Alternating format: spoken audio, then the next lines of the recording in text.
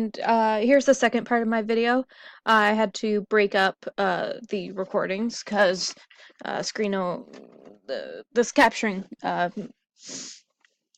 software only records up to 15 minutes, and my presentation's a little bit longer than 15 minutes. Anyway, case analysis, the treaties. It is truly unknown, really, how either side will react if a tailing dam breach were to pollute the Unuk River, but tensions have always been high when it comes to the fishing industry. An example of this was the ferry incident of 1997, when Prince Rupert took one of Alaska's state ferries hostage because they were upset because they were accusing Alaskan fishermen of they were accusing them of harvesting more salmon and not recording it, and that was the reason that the Canadian fishermen weren't catching to their limit anymore. It was a really interesting incident because they almost had it settled, but then the Canadian government jumped in and stopped all communication. It was like, we're gonna figure this out because we're the government, and it just took longer than it should have to be resolved. But back to treaties. For one, Canada would be in violation of Article 4 of the International Boundary Treaty if this tailing breach were to pollute the Unuk River.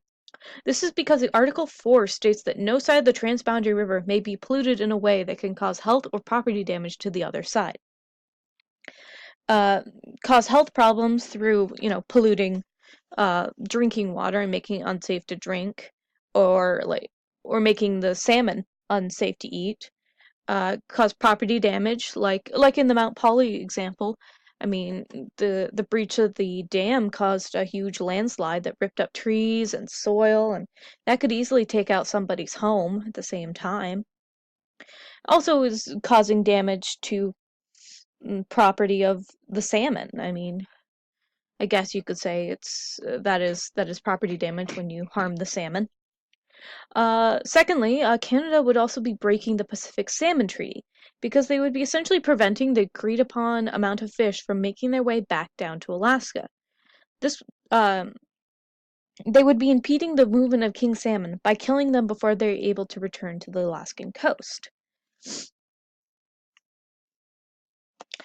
So to conclude, overall, considering all the facts and studies that have been done, it can be concluded that the building of these transboundary mines is not worth the risk. Not only do these mines pose risk to the environment, but also potentially to the relations between the US and Canada.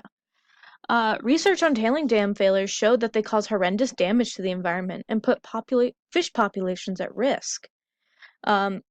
These tailing dams also cause impacts to the people in the area where the spill would reach. With the Mount Polley mine, it was the Caribou region. They lost their drinking water and their salmon.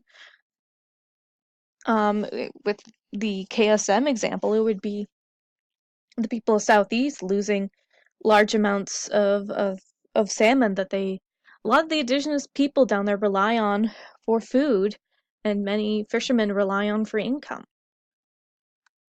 And the economic benefits of the mine is also not guaranteed.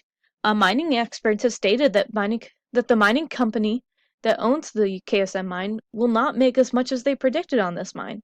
This is because the site is incredibly remote, and the current prices of copper and gold are very low right now. Lastly, a potential spill has the chance of putting a US-Canadian relationship at risk. This is because of the potential breaking of treaties that will occur if the tailing dam breaks. Overall, Alaska has the most to lose and the least to gain from the building of these mines. That is why it and many other proposed mines situated on transboundary rivers should not be built. And here is my citations for this. I did a lot of research because there was a lot of research to be done. And then there's my second page. Okay, thank you for listening.